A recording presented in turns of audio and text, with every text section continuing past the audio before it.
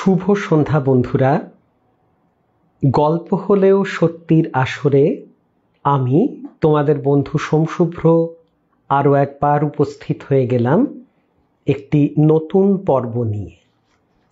তোমরা কেউ যদি উপস্থিত থাকো আমাকে একটু জানাও যে আমি পরিষ্কারভাবে তোমাদের কাছে পৌঁছচ্ছি কিনা।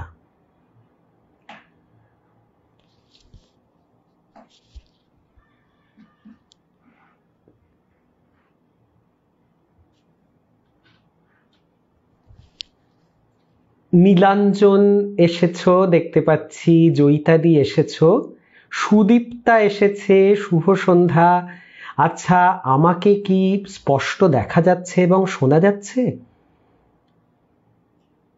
এই তো নীলাঞ্জন বলে দিয়েছে অডিবল ভিজিবল। তাহলে আর কোনো অসুবিধা নেই, আমাদের আজকের পর্ব আমরা শুরু করে দিই। চৈতিও বলছে সব ঠিকঠাক, বর্ণালী ম্যাডাম এসেছেন, শুভ সন্ধ্যা। সুদীপ্তা বলছো ঠিক আছে দাদা। উর্মিদি তুমি এসেছো, শুভ সন্ধ্যা, অনেক দিন পরে তুমি এলে। জয়িতাদি গ্রিন সিগন্যাল দিয়ে দিয়েছো, রঞ্জিতা ম্যাডাম এসে গেছেন, গুড ইভিনিং। তাহলে মোটামুটি আমার ভরভরন্ত সংসার, সকলেই আমার ভাই বোন দাদা দিদিরা সকলেই এসে গেছেন, আস্তে আস্তে বাকিরাও এসে যাবেন। তো আজকের পর্ব আমরা শুরু করে দিই। মহুয়াদি ওয়েলকাম, তুমি এসেছো,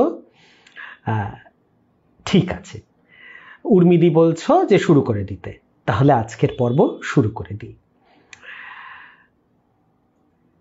আচ্ছা নীলাঞ্জন, আজ নীলাঞ্জন একা নেই, সঙ্গে তিনিও আছেন। আচ্ছা আচ্ছা, খুব ভালো। এই না হলে বন্ধু, বন্ধু তো মানে দল বল নিয়ে আমার পাশে থাকবে, এটাই তো এক্সপেক্টেড। তো সকলকে সুস্বাগতম জানাই। অনেকদিন পর আমি একা এলাম তোমাদের সামনে। মাঝখানে আমরা কয়েকটা দুর্দান্ত পর্ব কিন্তু নিয়ে এসেছিলাম, সেটা কিন্তু তোমাদের বলতেই হবে। যারা সবাই এসেছিলেন তারা কিন্তু অত্যন্ত গুণী মানুষ এবং তাদের কাছ থেকে আমরা দারুণ দারুণ অনেক কিছু জানতে পেরেছি, আমরা সমৃদ্ধ হয়েছি। সর্বোপরি মানে এন্টারটেনমেন্ট তো আছেই, তার সঙ্গে এই যে একটা মানে প্রচন্ড ভয়ের গল্প শুনতে চাইছেন বর্ণালী ম্যাডাম। হ্যাঁ, আজকে প্রচন্ড ভয়ের গল্প রয়েছে, বেশ ভয়ের গল্প আছে। তবে আমি শুরু করব, অনেক দিন কিন্তু আমরা ঈশ্বরের গল্প দিয়ে শুরু করি না। তো আজকে আমি ঠিক করে রেখেছি যে একটা সুন্দর একটা বিশ্বাসের গল্প দিয়ে আজকের সেশনটা আমি শুরু করব। আমাদের এই পরিবারের গল্প হলেও সত্যি পরিবারের এক বোন আছেন। বোনের নাম প্রকাশে কোনো অনিচ্ছা নেই, সেই জন্য বলি বোনের নাম রমি ঘোষ দস্তিদার। তো রমি বোন আমাকে অনেকগুলো গল্প বলেছেন আগে, ওর বলা গল্প আমি বলেওছি তোমাদেরকে। আজকে আরেকটা গল্প দিয়ে আমরা শুরু করব। তবে হ্যাঁ, সবার আগে যেই কাজটা আমরা করি সেটা, না সুদীপ্তা আমি ভুলিনি, গোপালদাকে ভুললে কি হয়? গোপালদাকে ভুললে তো সমস্ত জিনিসে একেবারে মাঠে মারা যাবে। হ্যাঁ একদম, আমি ভুলিনি, তাকে আমি নিয়ে আসছিলাম, তিনি বসে আছেন। এই যে এই রয়েছেন তিনি, বিরাট ভদ্রলোক যার প্রচন্ড জনপ্রিয়তা। তো সেই গোপু সোনাকে স্মরণ করে তার সুরক্ষার ছত্র ছায়ায় বসে আমরা আজকের গল্প বলবো। শুরুতেই আমি যেই কাহিনীটি শোনাবো, যেই ঘটনাটি শোনাবো, রমি বোন আমাকে বলেছে, সেটিও কিন্তু এই গোপুরই একটু অ্যাডাল্ট ভার্সন আর কি। মানে আমাদের তিরুপতি বালাজি নারায়ণ, হ্যাঁ শ্রী বিষ্ণুর রূপ, সেই তিরুপতি বালাজির একটি অপূর্ব ঘটনা দিয়ে আমি আজকের সেশনটা শুরু করব, আজকের আড্ডাটা আমি শুরু করব। তো রমি বোন এসে গেছে, আমি দেখতে পাচ্ছি। আমি কোথাও ভুল বললে অবশ্যই কিন্তু আমাকে তুমি সংশোধন করে দিও। হ্যাঁ, তো হ্যাঁ, গোপাল কৃষ্ণমূর্তি, ঠিক। তো আমাদের এই বোন এবং ভগ্নিপতির কর্মসূত্রে বেশ কিছুদিন ছিলেন বেনারসে। আর তার আগে কি হয়েছে যে আমাদের যে ভাগ্নে, মানে আমাদের বোনের যে ছেলে, সে কিন্তু খুব ব্রাইট একজন স্টুডেন্ট। মানে আমাদের খুব গর্ব তাকে নিয়ে যে সে অত্যন্ত ভালো একজন স্টুডেন্ট এবং সুন্দরভাবে সে ভবিষ্যতের পথে এগিয়ে চলেছে। আমাদের সকলের শুভকামনা, সব মামা মাসি কাকু পিসি সকলের শুভকামনা তার সঙ্গে আমরা এই মঞ্চ থেকে পাঠিয়ে দিলাম, গুড ভাইবস পাঠিয়ে দিলাম আমার ভাগ্নের কাছে। তো কিন্তু মা তো সব সময় চিন্তা করবে কি হবে কি না হবে। ছেলে যতই ভালো হোক না কেন, মায়ের চিন্তা তো আর যাবে না। তো আমাদের এই বোনটিও চিন্তান্বিতা যে ছেলে এইচএস পরীক্ষা দেবে, কি হয়। ছেলে অনেক প্রিপারেশন নিয়েছে ভালো, কিন্তু তাও মায়ের মন। তখন 2016 সালে কিন্তু উচ্চ মাধ্যমিকে বসেন আমাদের এই ভাগ্নে। তো আমাদের বোন তো মনে মনে তিরুপতি বালাজির কাছে, শ্রী বিষ্ণুর কাছে মনে মনে বলে রেখেছেন, ঠাকুর দেখো আমার ছেলে যদি ভালো রেজাল্ট করতে পারে, যদি সকলের মুখ উজ্জ্বল করতে পারে, আমি ঠিক তোমার কাছে যাব, আমি তোমাকে আমাদের পুজো দেব, তার আমার ছেলের মঙ্গল কামনায় তোমাকে পুজো দেব, তোমার দর্শন করে আসব, যাতে তার বাদ বাকি জীবনটি মসৃণ হয়, আলোকিত হয়। তো একদম এই আশীর্বাদ সব সময় রয়েছে ভাগ্নের প্রতি। বোন বলছে এই আশীর্বাদই দরকার ওর জীবনে, নিশ্চয়ই একদম আমাদের সকলের ভালোবাসা আশীর্বাদ এই নব্য যুবক, এই ইয়াং ম্যানের জন্য রয়েছে। ওরাই তো আমাদের দেশের ভবিষ্যৎ, আমাদের ভালো রাখবে, সবাইকে ভালো রাখবে। তো এবারে তো যা হয়, আমরা তো বলি, একটা প্রমিস করি যে ঠাকুর আমি কিন্তু পুজো দেব, আমি তোমার কাছে যাব। এবারে দেখো সব সময় বললেই তো আর হয় না, বললাম আর চলে গেলাম, এরকম তো হয় না। আমরা একটুখানি ধীরে সুস্থে যখন সুবিধাটা হয় তখন আমরা হয়তো যাই। হঠাৎ করে দক্ষিণ ভারতে গিয়ে তিরুপতি বালাজি দর্শন তো চারটিখানি কথা নয়। এবং সর্বোপরি আরেকটি ব্যাপার আছে, ঠাকুরকে ডাকতে হয়। এটা তো বলে যে ঠাকুর না ডাকলে তো ঠিক যাওয়া যায় না। তো এই বোন কি করেছে, এই করতে করতে 2019 সাল অবধি গড়িয়ে গেছে। 2016তে পরীক্ষা দিয়ে তো দুর্ধর্ষ রেজাল্ট করে আমাদের ভাগ্নে সকলের মুখ উজ্জ্বল করেছে, মানে আশাতীত রেজাল্ট করেছে, খুব ভালো করেছে। তো এবারে তো প্রমিসটা রাখতে হয়, তিরুপতির কাছে তো যেতে হয়, কিন্তু ওই আর কি, মানে কাজ কর্ম, পোস্টিং, কর্তার অফিস, ছেলের পড়াশোনা সব মিলিয়ে মিশিয়ে বোন আর কি আর গিয়ে উঠতে পারেননি। কিন্তু মনে সব সময়তে আছে যে আমাকে যেতে হবে তিরুপতির কাছে। তো এই করতে করতে তারা তো বেনারসে গিয়ে কিছুদিনের জন্য সংসার পেতেছেন এবং সেইখানে দেখতে দেখতে সময় অতিক্রান্ত, মানে এবারে নতুন পোস্টিং, বেনারস ছেড়ে চলে যাওয়ার পালা।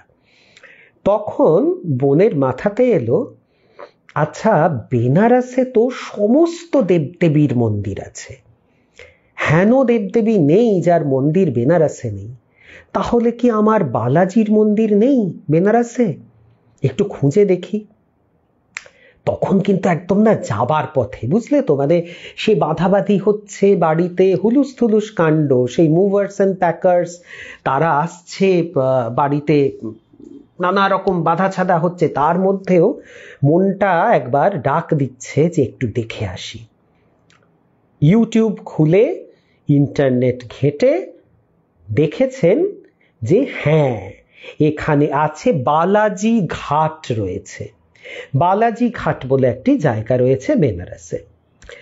তবে যেখানে বোনরা থাকেন সেখান থেকে বালাজি ঘাট বেশ কিছুটা দূর। আর অতটা না ওই বাইকে করে না গিয়ে, কারণ জায়গাটা চেনে না তারা, তো আমাদের যিনি ভগ্নিপতি তিনি বলেছেন যে চলো আমরা বরঞ্চ গাড়ি ভাড়া করে বা অটোতে করে কিছুতে একটা যাই। এবারে অটোটা হচ্ছে একটা বেটার অপশন, কারণ অটোওয়ালারা অনেক জায়গা চেনে। কিন্তু এমন ভাগ্য, অটোওয়ালাদেরকে জিজ্ঞেস করার পরেও কিছুতেই সঠিক মন্দিরের সন্ধান তারা পান না। খুঁজতে খুঁজতে রাত 8টা বেজে গেছে, অন্ধকার নেমে এসেছে চারিদিকে, কিন্তু লোকাল লোক, কি অদ্ভুত, স্থানীয় বাসিন্দারা বলতে পারছেন না কোথায় বালাজি মন্দির আছে। খুব দুঃখ মনে, একটা খুঁতখুঁতানি মনের মধ্যে, ভীষণ অশান্তি নিয়ে তো বোন বাড়িতে ফিরেছে।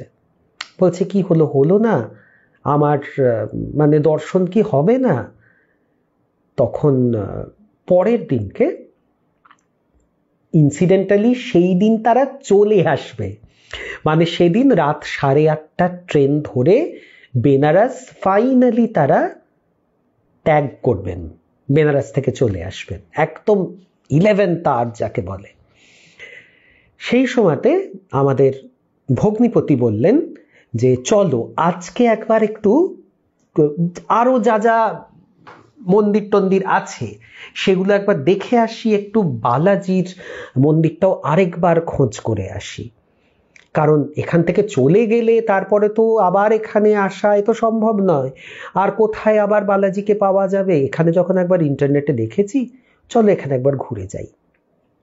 এবারে তো তারা কি করেছে, সকালবেলাটা পুরো কেটেছে প্যাকিং করতে, মানে সেই মুভার্স এন্ড প্যাকার্সরা বাড়িতে এসেছে, তারা তো সমস্ত কিছু বেঁধে ছেড়ে দিয়ে গেছে, মানে রান্না বান্না করার মতো অবস্থাতেও বোনটি নেই, কারণ সব তো বাঁধা হয়ে গেছে।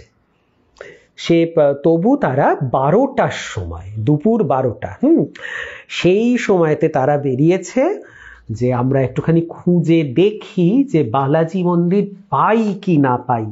এবং সেটা ছিল জুন মাস, বেনারসে জুন মাসের 12টা, মানে ঠাটা রোদ, মানে খা খা করছে রোদ চারিদিকে, বাইরে গরম, কিন্তু বেরিয়েছেন দুজনে। এবারে বেরিয়ে তো এ মন্দির সে মন্দির খুঁজছে, সব জায়গাতে জিজ্ঞেস করছে আচ্ছা বালাজি মন্দির কোথায় জানেন? সবাই বলছে না, নেই পাতা, মালুম নেই, হোগা শায়দ ঢুঁড় লিজিয়ে, এরকম নানান রকমের অদ্ভুত অদ্ভুত উত্তর। তো আমার বোন ভগ্নিপতি ভাবছেন যে আবার কি, স্থানীয় বাসিন্দারা কেউ দেখাচ্ছে ইন্টারনেটে যে বালাজি মন্দির আছে, তারা কেউ বলতে পারছে না, এরকম একটা অবস্থায়।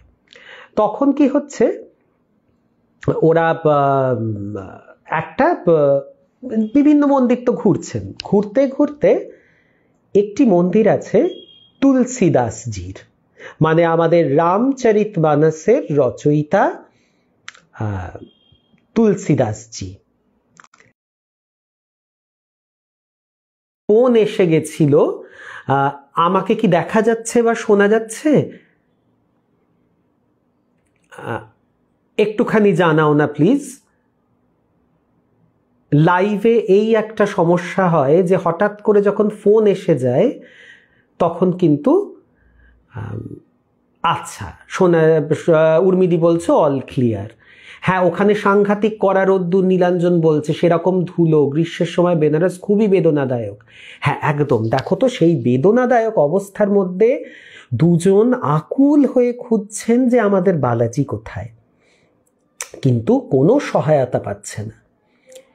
এরকম করতে করতে তারা তুলসীদাসজির মন্দিরে, এই মন্দিরে কিন্তু ওনারা আগেও গেছেন জানো তো, তো তুলসীদাসজির মন্দিরে গিয়ে ঢুকেছে। এত রোদ, তার মধ্যে পেটে সেরকম কোনো খাবার দাবার নেই, ক্লান্ত পরিশ্রান্ত হয়ে এই দুজন মানুষ সেখানে না একটুখানি বসে একটু বিশ্রাম নিচ্ছেন ছায়াতে। বলছেন যে একটু রোদটা পড়ুক, তারপরে বেরোবো, বেরিয়ে আবার বাদবাকিটা খোঁজ করব। সেদিনকে কিন্তু পরপর প্যানেলে অনেকগুলো কাজ সাজানো, আরও কিছু শপিং বাকি আছে, আর কিছু ঘনিষ্ঠ মানুষের সঙ্গে দেখা সাক্ষাৎ করারও রয়েছে। তাদেরকে বলা আছে যে আমরা বিকেল 5টায় তোমাদের সঙ্গে দেখা করব, দেখা করে তারপরে আমরা স্টেশন চলে যাব। তো এরকম করতে করতে বলছে ওই 4:30 পৌনে 5টা নাগাদ তারা ওই মন্দিরটা থেকে বেরিয়েছেন গুটি গুটি। বেরিয়ে গিয়ে যা হয়, মন্দিরের দুপাশে যে ছোট্ট ছোট্ট দোকানগুলো থাকে, পুজোর ডালা বিক্রি হয়, ফুলের মালা বিক্রি হয়, এরকম থাকে না দোকানগুলো, সেই দোকানগুলোতে গিয়ে শেষবারের মতো জিজ্ঞেস করছে, আচ্ছা বালাজি মন্দির এখানে কোথায়, কেউ একটু বলবেন?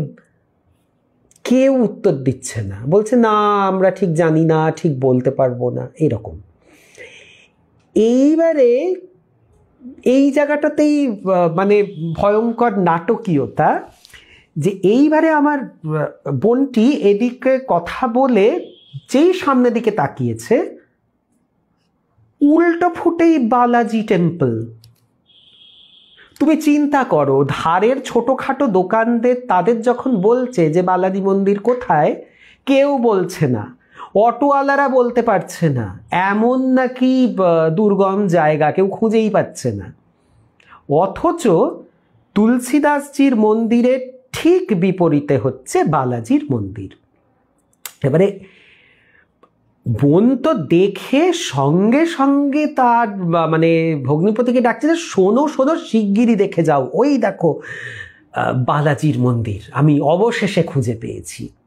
দুজনে তো সুপার এক্সাইটেড, যে যেইটার জন্য এই এত হন্যে হয়ে দুদিন ধরে মানে খুঁজে বেড়াচ্ছেন মরিয়া হয়ে, এত রোদ মাথায় নিয়ে, রাতের অন্ধকারেও খুঁজেছেন। আর বোন বলছেন যে আমার ভীষণ অদ্ভুত লাগছে দাদা, আমি কিন্তু তুলসীদাসজির মন্দিরে আমি আসি, আমি আগেও এসেছি, কিন্তু আমি তো কোনোদিন বালাজি মন্দিরটা খেয়াল করিনি, অদ্ভুত তো। তখন কি হয়েছে যে এবারে তো তুলসীদাসজির মন্দির থেকে বেরিয়ে বালাজির মন্দির পেয়ে গেছে, পেয়ে গিয়ে এইবারে জিজ্ঞেস করছে আচ্ছা মন্দির তো বন্ধ, কারণ দুপুরবেলাতে তো সব মন্দির বন্ধ থাকে, আবার বিকেলে দর্শনের জন্য খোলা হয়। তখন বলছে যে আচ্ছা এই মন্দিরটা কখন খোলা হবে? ওখানকার লোকেরা বলছে নেহি পাতা, যখন আসে তখন হ্যাঁ হতে পারে উর্মিদি হয়তো অন্য নামে চেনে, বালাজিকে হয়তো বালাজি বলে চেনে না, অন্য কোনো নামে চেনে, তাই হয়তো বলতে পারেনি, হতেই পারে। কিন্তু অদ্ভুত ব্যাপার হলো, এই বোন তো যাতায়াত করেন তুলসীদাসজির মন্দিরে, তিনি কিন্তু লক্ষ্য করেননি যে উল্টো দিকেই এত বড় একটা বালাজির মন্দির আছে। এবারে কি হচ্ছে, বলছে যে না এই যে পুরোহিত যে আছে তিনি কিন্তু যখন তখন আসেন, মানে তার খেয়াল মতো, তিনি কোনোদিন 5টায় আসতে পারেন, কোনোদিন 5:15 আসেন, কোনোদিন 5:30, কোনোদিন আস্তে আস্তে 6টা বেজে যায়। পুরোহিতের আসার সময়ের তো কোনো ফিক্সড টাইম নেই। এদিকে বুঝতে পারছো 4:45 বাজে, ওরা খুঁজে টুজে ওখানে গেছেন, প্রায় 5টা বেজে গেছে। আর 5টার সময় যাদের সঙ্গে দেখা করার কথা ছিল তাদের সমস্ত ফোন আসছে, কি তুমি কোথায়, কোথায় তোরা, কি আপনারা কোথায়, এরকম নানান রকম ফোন আসছে। দাঁড়াও দাঁড়াও আসছি, একটা কাজে আছি। কি কাজ তো অত ডিটেলসে বলা যাচ্ছে না। এবারে বোনের তো প্রচণ্ড মন খুঁতখুত, যে আমি দরজা অবধি এলাম, এর পরেও কি দর্শন পাবো না ঠাকুর? আর কত পরীক্ষা চাই, যে দরজা অবধি এসে দাঁড়িয়ে আছি, এখনো যদি দরজা না খোলে তাহলে আমি তোমার দর্শন না করে আমাকে চলে যেতে হবে। এই বলে যখন দাঁড়িয়ে আছে অপেক্ষা করছে, আরেকটু দেখি এই বোধহয় আসবে, আরেকটু দেখি, কোনো পুরোহিতের টিকিটিও দেখা যাচ্ছে না। এই সময় 5:15 যখন বাজে তখন আমাদের ভগ্নিপতি বলছেন যে না, আর তো ওয়েট করা যায় না, কারণ আমাদের অনেকগুলো কমিটমেন্টস আছে। একটা ভদ্র মানুষ কথা দিয়েছেন লোকের সঙ্গে দেখা করবেন, শপিং করবেন, 8:30টার সময় ট্রেন ধরবেন, বাড়িতে গিয়ে রেডি হতে হবে, আর তো টাইম নষ্ট করা যায় না। ঠিক 5:15টার সময়তে বাইকে তিনি চেপেছেন, পেছনে স্ত্রীকে বসিয়েছেন, কিক স্টার্ট করেছেন। এইবারে তারা জাস্ট বেরিয়ে যাবেন, ওদিক থেকে পুরোহিত ঢুকছেন, একেবারে সিনেমার ক্লাইম্যাক্সের মতো। এই ওরা বেরিয়ে যাবে, এই পুরোহিতের এন্ট্রি হলো। তারপরে কি হলো বুঝতেই পারছো, যে পুরোহিত দরজা খুললেন, বালাজির দর্শন হলো, পুজো দেওয়া হলো। বেশিক্ষণ যদিও থাকা যায়নি, কিন্তু অবশেষে দর্শন তো হলো। তো এটা একটা অদ্ভুত, এবং একেই বোধহয় বলে মহামায়ার মায়া, যে চেনা অঞ্চল, চেনা মন্দির, তার উল্টো ফুটেই রয়েছেন বালাজি, অথচ এমন মায়া আবৃত করে রেখেছেন যে তাকে দেখতে দেননি। হয়তো তিনি পরীক্ষা করে দেখছিলেন যে কতটা ব্যাকুল তুমি তাকে দেখার জন্য। উনি হয়তো ভালোবাসার পরীক্ষা নিচ্ছিলেন। সেই পরীক্ষায় তো আমাদের বোন ভগ্নিপতি উত্তীর্ণ হলো, এবং অবশেষে এপ্রিল মাসের এই বছর 2024 তারা সত্যি সত্যি বালাজি দর্শন করে এসেছেন, এবং মন একেবারে আনন্দে পরিতৃপ্ত। তো আমি কি ঠিকঠাক ঘটনাটা পরিবেশন করতে পারলাম? রমি বোন আমাকে বলবে যে আমি ঠিকঠাক পরিবেশন করতে পেরেছি কিনা। অনেক দিন এরকম কোনো শুভ কাহিনী দিয়ে, ঘটনা দিয়ে আমরা শুরু করিনি। তো আজকে আমি সেই গোপু সোনার অ্যাডাল্ট ভার্সন, আমাদের স্বয়ং শ্রী নারায়ণ, আমাদের তিরুপতি বালাজি, তার এই ঘটনাটি দিয়ে আজকের আড্ডাটা শুরু করলাম। এইবারে আমরা চলে যাব একটি অদ্ভুত ঘটনায়। ঘটনাটা আমাকে বলেছে আমাদের সুদীপ্তা বোন। সুদীপ্তা বোনও আজকে উপস্থিত আছে।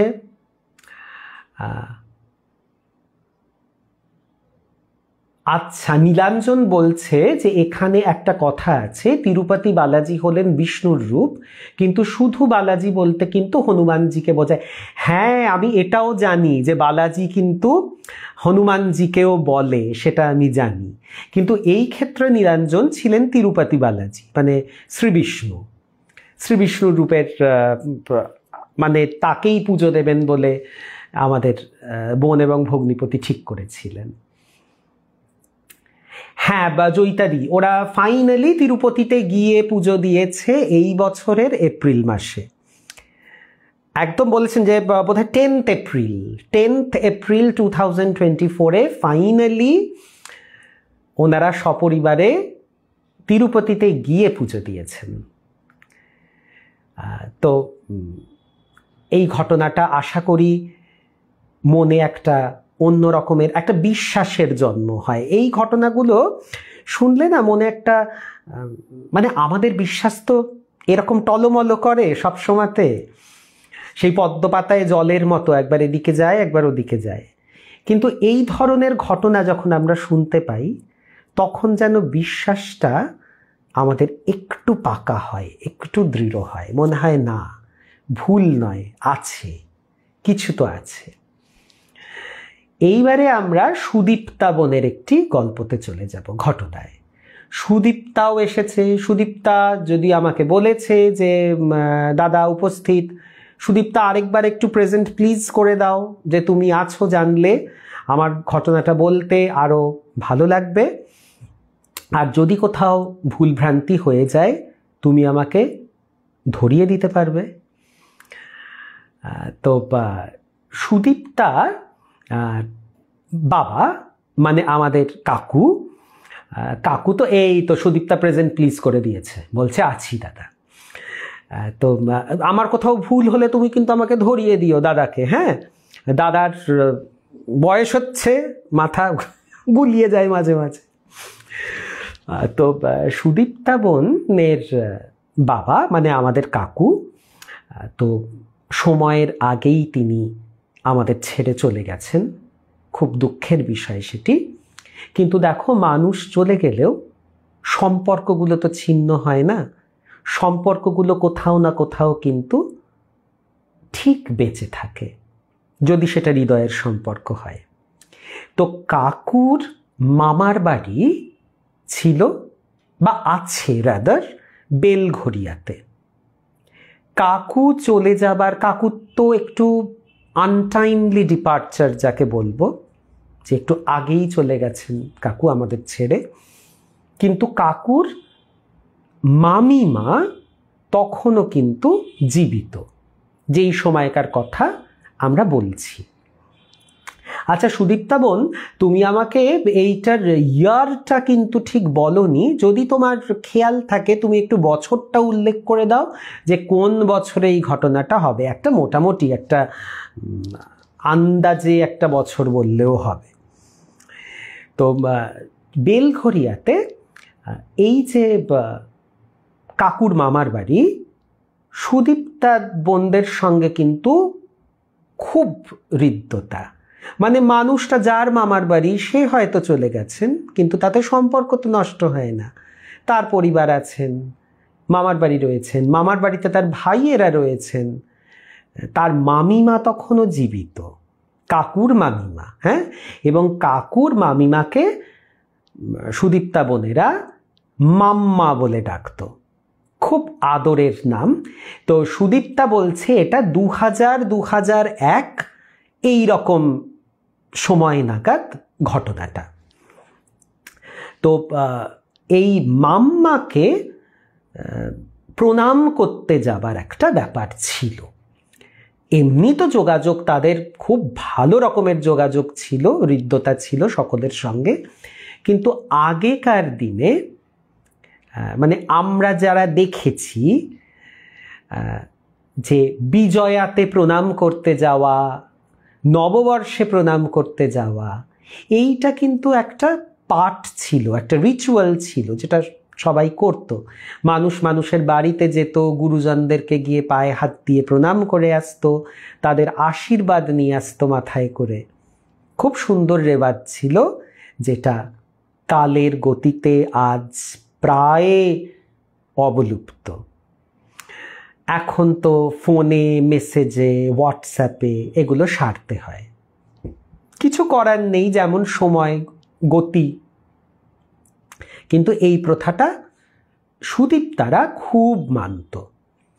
দুটি জায়গাতে সুদীপ্তা কাকিমা এবং সুদীপ্তা বোনের দিদি, তো তিনজন মিলে যেতেন, মানে যেতেনি, এটা ম্যান্ডেটরি, যেতেই হবে বিজয়ার সময়। সেটা হচ্ছে এক, মাম্মাকে প্রণাম করতে, মানে কাকুর মামিমাকে। আর কাকুর মামিমা এবং ওখানে যারা জ্ঞাতিরা রয়েছেন, মামার বাড়ির জ্ঞাতিরা না, সবাই ওই বেলঘরিয়া অঞ্চলেই ছড়িয়ে ছিটিয়ে সকলের বাস। তো এক জায়গাতে গেলে সকলের বাড়িতে গিয়ে প্রণাম টনাম সেরে আসা। আর আরেকটা ছিল সল্ট লেক, যেখানে সুদীপ্তার পিসি টিসিরা সমস্ত থাকেন, পিসিদের ফ্যামিলি ট্যামিলি, ওখানেও ওরা যেত। তো আমাদের কাহিনীটা কিন্তু এই বেলঘরিয়া অঞ্চলে এবং এই মাম্মা সম্পর্কিত। তো মাম্মা কিন্তু বেশ কিছু বছর জীবিত ছিলেন, মানে দীর্ঘায়ু ছিলেন তিনি, পুরনো দিনের মানুষ। তিনি সজ্ঞানে ছিলেন, তিনি একদম খবর শুনতেন, খবরের কাগজ পড়তেন, সুন্দর করে জমিয়ে গল্প করতেন সকলের সঙ্গে, কিন্তু চলাফেরা খুব একটা করতে পারতেন না। তিনি তখন প্রায় শয্যাশায়ী, কিন্তু জ্ঞান একেবারে ঠিক আছে। তো সেই সময়তে দুজন অ্যাটেন্ডেন্ট ছিল যারা মাম্মাকে সকালে এবং রাত্রে দেখভাল করতো, তাকে দেখাশোনা করতেন। এবারে হয়েছে কি, এই যে এই 2000 কি 2001 সাল নাগাদ সেই বিজয়ার পরে সুদীপ্তা এবং তার কাকিমা, সুদীপ্তার দিদি সকলে তো গেছেন মাম্মাকে প্রণাম করতে। গিয়ে ওখানে যা হয় সকালবেলাতে গিয়ে, পুরোনো দিনে হতো ভীষণ, যে একসঙ্গে খেয়ে দিয়ে মাদুর পেতে সব মাটিতে সব ভাই বোনেরা, মানে ওখানে কাকুর ভাইয়েরা যারা রয়েছেন, মামাতো ভাইয়েরা, 3 ভাই, তাদের স্ত্রী, ছেলেপুলে সমস্ত, শুধু ছোট কাকা ছিলেন অবিবাহিত। তো সকলে মিলে ওখানে শুয়ে টুয়ে, তো সে মাম্মার ঘরের মেঝেতেই সবাই মিলে জমিয়ে আড্ডা দুপুরবেলাতে খাওয়ার পরে। সে আগে হতো না, সেই কি বলবো, সেই গড়িয়ে গড়িয়ে আড্ডা, মানে বালিশ টালিশ নিয়ে সেই মাদুরে বা ঢালা বিছানা করে গড়িয়ে গড়িয়ে আড্ডা হতো, সেই রকমভাবে আড্ডা হচ্ছে। হতে হতে একজন মানে কাকু বলছেন যে, জানো তো বৌদি, মানে আমাদের কাকিমাকে বলছেন, জানো তো বৌদি, মায়ের মাথাটা না এবারে সত্যি গেছে। তখন কাকিমা বলছেন, কেন আবার, কি হলো, মাথা গেছে মানে? দেখো না কি উল্টো পাল্টা কথা বলে সব সময়তে। তখন বলে, উল্টো পাল্টা আবার কি কথা বললো? বলো, হঠাৎ হঠাৎ করে বলে যে আমার ঘরের মধ্যে কেউ ঢুকছে, কেউ আমার ঘরে ঢুকছে। এই তো গেল গেল গেল, মানে রাত্রির বেলায় আমরা সবাই খাচ্ছি টেবিলে, আর মাম্মার ঘরটা তো দরজা খোলা, টেবিলের দিকটা দেখা যাচ্ছে, সবাই খাচ্ছে, এবং রাত্রির বেলাতে দরজা বন্ধ, ভেতরে আসার কোনো মানে চান্স নেই কোনো বাইরের লোকে। ঘরে অ্যাটেন্ডেন্ট বসে আছে, এই ওই যে কে চলে গেল রে, আমার ঘরে কে ঢুকে পড়লো? কই মা, কি হয়েছে? কেউ নেই তো। না, কেউ একজন ঢুকেছে, তুই দেখিসনি। আরে মা, কেউ আসেনি, আমি বলছি এসেছে। এরকম প্রায়ই চলছে। এই আমার ঘরের থেকে মধ্যে দিয়ে চলে গেল রে, কে হেঁটে চলে গেল? এবারে যে অ্যাটেন্ডেন্ট মহিলা, সে বলছে, কেউ যায়নি মা, আমি তো বসে আছি এখানে, আমি তো আপনার কাছে বসে আছি, আমি তো দেখছি। কে যাবে? কেউ যায়নি, আপনি ভুল দেখেছেন। না, তোমরা দেখতে পাচ্ছ না, আমি দেখতে পাচ্ছি। এই তো গেল একটা কালো করে লোক, কালো পোশাক পরা একটা লোক, এই পাস করে গেল ঘর দিয়ে। তখন এরকম তো বলছে বারবার করে। তখন কাকিমা তো জিজ্ঞেস করছে যে, কি হলো, আপনি এরকম দেখছেন, এরকম বলেছেন আপনি এরকম? বলে, হ্যাঁ, আমাকে নিতে এসছে, কিন্তু আমাকে নিতে পারছে না। বলছে, কি বলছেন আপনি, এরকম বলতে নেই, নিতে এসছে এরকম কথা বলতে নেই, কেউ নিতে আসেনি আপনাকে, আপনি ভুল দেখছেন। না না, নিতে এসছে আমাকে নিতে পারছে না। বলছে, নিতে এসছে নিতে পারছে না মানে কি? বলছে, আমি এবারে মাম্মার একদম মানে ইনসমনিয়া, একদম সাংঘাতিক লেভেলে, রাত্রিরে মোটে ঘুম হয় না। আমি লক্ষ্য করে দেখেছি, যারা দীর্ঘদিন অসুস্থ থাকেন সারাদিনই তো শুয়ে থাকেন, সেই জন্য শরীরের তো অ্যাজ সাচ কোনো কাজ হয় না, তো তখন কিন্তু ঘুম আসাটা খুব প্রবলেম হয়। আমাদেরও অনেক সময় হয় ভেকেশনের সময়তে, যে তখন তো আর স্কুল যাওয়ার নেই, রাত্রিরে ঘুমটা কিছুতেই আসতে চায় না, তো রাত্রিটা জেগে থাকেন মাম্মা। বলে যে, তোরা যখন সবাই ঘুমিয়ে পড়িস, ওই কালো পোশাক পরা একটা লোক আমার বিছানার চারধারে খালি ঘোরে। আর মাম্মার একটা ভীষণ ভালো অভ্যাস ছিল, সুঅভ্যাস, মাম্মা না সর্বক্ষণ আদ্যা স্তোত্রটা আওড়াতেন নিজের মনে মনে, আদ্যা স্তব যেটা। তো বলছে যে, আমার না চারিধার দিয়ে, বিছানার চারিধার দিয়ে ওই লোকটা ঘোরে, কালো পোশাক পরা একটা লোক, একটা বিকট লোক, আর এসে শুধু আমাকে বলে, তুই আদ্যাস্তব করছিস তো, তাই তোকে আমি নিতে পারছি না, তুই যেদিন আদ্যাস্তব বন্ধ করবি সেদিন আমি তোকে নেব। বলে আমি সেই জন্য সারা রাত আদ্যাস্তব করি, আমি ঘুমোই না, নইলে আমি ঘুমিয়ে পড়লেই ও আমাকে নিয়ে চলে যাবে। সবার না এটা শুনে খুব অদ্ভুত লেগেছে। এবারে অনেকে ভেবেছেন যে সত্যি, আমরা বলি না যে খুব বয়স হয়ে গেলে মানুষের মাথা ঠিকঠাক কাজ করে না, তখন তারা উল্টোপাল্টা দেখেন, উল্টোপাল্টা ভাবেন, এই সমস্ত হয়তো হচ্ছে। তো বলছে ভালো করে মাকে ডাক্তার টাক্তার দেখাতে হবে, এই যে ঘুম হচ্ছে না, এই ঘুম না হওয়াটাই হচ্ছে যত সর্বনাশের মূল। ডাক্তারবাবু এলেন, কি হয়েছে আপনার, ঘুমোচ্ছে না? বললো না না, আমি ঘুমোতে চাই না, আমি ঘুমিয়ে পড়লেই আমাকে নিয়ে যাবে এসে, বলেছে। না না, কেউ আসেনি, আপনি ভুল করছেন। না, আমি বলছি তোমরা কিচ্ছু জানো না, আসে রোজ আমার কাছে, আমার বিছানার চারিদিকে ঘোরে। তখন ডাক্তারবাবু তো ছেলেদেরকে ডেকে বললেন যে দেখুন, আসলে হয়েছে কি, বয়স্ক মানুষ, ঘুম হচ্ছে না দিনের পর দিন, উনি হ্যালিউসিনেট করছেন, ভুলভাল দেখছেন।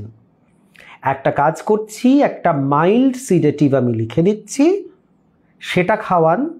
খুব কড়া ওষুধ তো ওনাকে দেওয়া যাবে না, কারণ উনি খুবই বয়স্ক এবং অসুস্থ, কড়া ঘুমের ওষুধ খেলেই হিতে বিপরীত হতে পারে।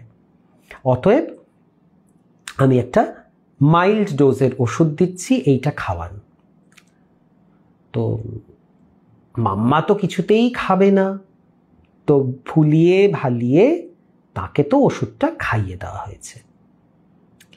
এবং বিশ্বাস করবে না, ওষুধ খেয়েও মাম্মা কিন্তু ঘুমোয়নি, সারা রাত তিনি জেগেছিলেন। মানে সে এরকম চোখ ঢুলে আসছে, কিন্তু আবার চোখ বড় বড় করে উনি সেই আদ্যাস্তব বলে যাচ্ছেন, আওড়ে যাচ্ছেন নিজের মনে।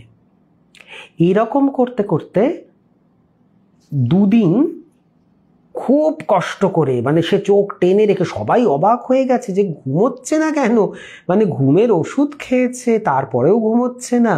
তারপরে অনেকে ভাবছে যে না, হয়তো মাইল্ড ডোজ তো, তাই হয়তো অতটা কাজ করছে না, কিন্তু এর বেশি তো দেওয়া যাবে না। কিন্তু তৃতীয় দিন মাম্মা আর পারেননি ঘুমের সঙ্গে লড়তে, ঘুমের ওষুধের সঙ্গে লড়তে, তিনি ঘুমিয়ে পড়েছেন। আর বিশ্বাস করবে বন্ধুরা, ওটাই তার শেষ ঘুম, তিনি আর ওঠেননি। তার মানে কি সত্যিই কোনো মৃত্যুদূত মাম্মার কাছে আসতো? এবং আদ্যাস্তবের কি এত জোর যে মৃত্যুকে ঠেকিয়ে রেখেছিল? কিন্তু যেদিনকে মাম্মা আর পারলেন না জেগে থাকতে, সেই দিনকে ওই যে তিনি ঘুমিয়ে পড়লেন, তিনি আর উঠলেন না। কি অদ্ভুত ঘটনাটা না? মানে মৃত্যুদূত আসছে ঘরে, উনি দেখতে পাচ্ছেন, বাকিরা কেউ দেখতে পাচ্ছেন না। এবং আদ্যাস্তবের এত জোর, এতটাই মানে তিনি বিশ্বাসের সঙ্গে সেইটা পাঠ পড়েন, মানে পাঠ তো করেন না, তার মেমোরিতে আছে, তিনি স্মৃতিতে আছে, তিনি বলেন তো যে মৃত্যুকে তিনি ঠেকিয়ে রেখেছিলেন, নিজের মৃত্যুকে। কিন্তু যেদিন তিনি ঘুমিয়ে পড়লেন, তিনি একেবারেই ঘুমিয়ে পড়লেন। তো এই ঘটনাটা আমার ভীষণ অদ্ভুত লেগেছিল। আর আমার মনে হয়েছিল যে তারপরে বাড়ির লোকদের কীরকম মনে হয়েছিল ভেবে দেখো, যে আমরা কি মাকে বাঁচতে দিলাম না, একটা গিল্ট তো কাজ করে। এই মহীয়সী নারী, আমি মহীয়সী বলবো, যিনি নিজের মৃত্যুকে নিজের ভক্তি দিয়ে তিনি ঠেকিয়ে রাখার ক্ষমতা রাখেন, তার আত্মার প্রতি শ্রদ্ধা জ্ঞাপন করি, শ্রদ্ধা জানাই। মাম্মা যেখানেই থাকুন খুব ভালো আছেন এবং মায়ের পায়ের কাছে তিনি আছেন। যে আদ্যা মাকে ধরে তিনি বেঁচেছিলেন, সেই আদ্যা মা তাকে নিশ্চয়ই তাঁর চরণে স্থান দিয়েছেন, এ আমার দৃঢ় বিশ্বাস।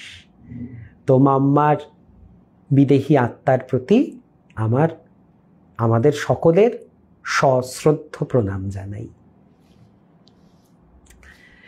তো ঠিকঠাক বলেছি সুদীপ্তা? সুদীপ্তা বলছে আপনি ম্যাজিক জানেন দাদা, আমার গায়ে কাঁটা দিলা। না গো, তোমরাই এত সুন্দর সুন্দর ঘটনা দিয়ে আমার ঝুলি সবসময় ভরে দাও, যে মানে কন্টেন্টটাই এত রিচ, এত সুন্দর, যে সেখানে কিন্তু মানে আমার বিশেষ এফর্ট দিতে লাগে না কোনো কিছু, যে তোমাদের ঘটনা নিজ গুণেই সুন্দর হয়ে ওঠে। সুদীপ্তা বোন বলছে আমি এত ভালো বলিনি। না না, তুমি ভীষণ ভালো বলেছো, তোমার ভয়েস রেকর্ডিং আমার কাছে রয়েছে, অসাধারণ বলেছো, নইলে আমি এতটা বলতে পারতাম কি করে? তুমি বলেছো সুন্দর করে বলেই না আমি বলেছি। আমাদের ভাই বোনের দুজনেই ভালো বলেছি, এবারে হলো, আর ঝগড়া নয়, আমরা ভাইও ভালো বলি, বোনও ভালো বলি। তো আমাদের এরপরের ঘটনাগুলো কিন্তু আমি সুদীপ্তা বোনের ঘটনাতে যাব। যাওয়ার আগে আমি আবার আমাদের রমি বোনের ঘটনাতে আরেকটা যাই। এবারে কি হয়েছে, সেই যে আমি এবারে কিন্তু একটু ফ্ল্যাশব্যাকে যাব। ফ্ল্যাশব্যাক বলতে আগের একটি পর্ব একটু টেনে আনবো। আচ্ছা, তোমাদের মনে আছে আমি অনেক দিন আগে একজন পুরোহিত ভদ্রলোকের গল্প বলেছিলাম, বেহালাতে, যিনি বাস তাকে ধাক্কা দিয়ে চলে গেছিল, তিনি অকালে হঠাৎ করে দুর্ঘটনায় মারা যান, এবং তিনি তারপরে তার ছেলে মেয়েকে ডেকেছিলেন, ডাকতে এসেছিলেন। সেই গল্পটা তোমাদের মনে আছে কি? বেহালার গল্প।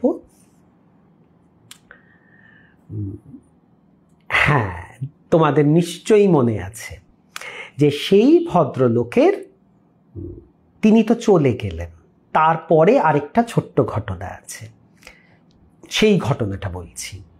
তো এই ভদ্রলোক, আচ্ছা যারা মিস করেছো বা যাদের মনে নেই তাদের একটুখানি বলে দিই যে একজন পুরোহিত ছিলেন, একজন পুরোহিত মশাই। তিনি বেহালা অঞ্চলে থাকতেন।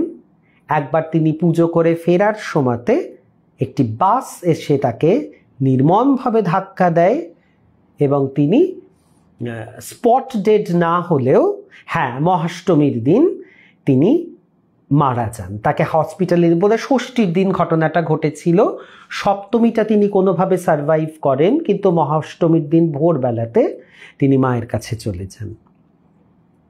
তো তিনি কিন্তু তার পুত্র এবং কন্যা যারা খুব ছোট ছিল তাদেরকে ডাকতে এসেছিলেন। বাবা যেরকম ডাক দেয় না, আমি এসে গেছি রে বলে ডাকেন, ঠিক সেইভাবে তাদের নাম ধরে ডেকেছিল, যেটা সকলে শুনতে পেয়েছিল সেই ডাক। তো ছোট্ট করে বললাম, আগের পর্বটাতে গেলে তোমরা এটার মানে আসল কাহিনীটা বেশ বিস্তারে তোমরা পেয়ে যাবে। তো এবারে কি হয়েছে, এই যে এনাকেও আমি দাদা বলেই রেফার করি। তো এই দাদা যে চলে গেলেন, দাদা চলে যাওয়ার পর কি হলো, বৌদি প্রচণ্ড অসুস্থ হয়ে পড়লেন। খুব স্বাভাবিক, যার স্বামী এইরকমভাবে অকালে চলে যায় এরকম দুর্ঘটনায়, সে তো হবেই, তার তো অসুস্থ সে হবেই। এমন অসুস্থ হয়ে পড়তেন যে তার মানে সেই দাঁত মুখ খিচিয়ে সে কনভালশন হয়ে তিনি অজ্ঞান হয়ে যেতেন থেকে থেকে। খুব অসুস্থ হয়ে পড়েছিলেন বেচারি বৌদি। তো এবারে কি, তাদের বাড়িতে একটা বাচ্চা মেয়ে কাজ করতো, জানো তো, ওই 14-15 বছর বয়স হবে। এবং রমি বোনেরা মেয়েটিকে চিনত, মেয়েটিকে, কারণ মেয়েটির দিদি আবার কাজ করত এই বোনের জেঠিমার বাড়িতে। তো একদম চেনা জানার মধ্যে, যেরকম পাড়ার মধ্যে হয়, পুরনো দিনের পাড়া, সবাই সবাইকে চেনে, সেই ব্যাপারটা তো ছিল আগে। আস্তে আস্তে তো সব উঠে যাচ্ছে, তখন তো ছিল যে একজনের কষ্টে সকলে সামিল হতো, সকলে জেনুইনলি কষ্ট পেত। তো এই যে পাড়াতে সবাই মর্মাহত, বৌদির অবস্থা তো খুব খারাপ, ভীষণ অসুস্থ হয়ে পড়েছেন। শুধু বাচ্চা দুটোর মুখের দিকে তাকিয়ে তিনি যেন জীবন ধারণ করে আছেন, এরকম অবস্থা।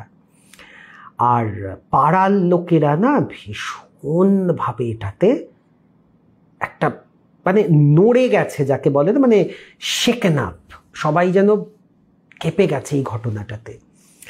প্রায় দিনই রাস্তায় ঘাটে কারুর সঙ্গে দেখা হলেই কেউ না সেই দুর্ঘটনার কথা, কি হলো বলো তো, এরকমভাবে ও চলে গেল।